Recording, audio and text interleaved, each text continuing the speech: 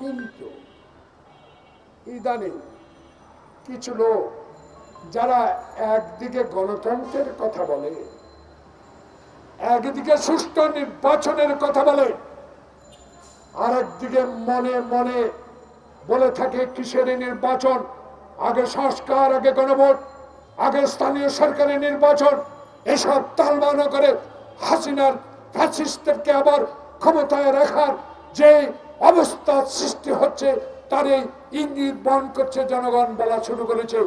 এই থেকে আপনাকে বেরিয়ে আসতে হবে, কারণ ওরা অনেক শক্তিশালী। এদের কাছে মোর্শেদের মতো অবৈধ টাকা আছে, এদের কাছে সালমানের রক্ষিত টাকা আছে, এদেশে আইন মন্ত্রীর মতো পরিবারের কাছে টাকা আছে।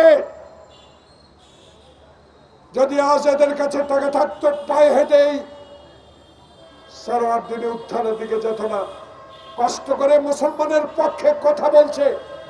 কিন্তু আপনার আওয়ামী লীগের ফ্যাসিস্ট মন্ত্রীরা জেলখানায় নাকি খাটে তোষকে শোয়, বাইরে থেকে ভালো খাবার যায়, সব কিছু আমাদের জানা আছে।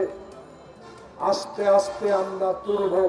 তাই আমাদের এখন দাবি আর সময় ক্ষেপণ নয়, মোর্শেদের বিচার হতে হবে, সালমানের বিচার হতে হবে, আইনমন্ত্রীর বিচার হতে হবে, দীপমণির বিচার হতে হবে।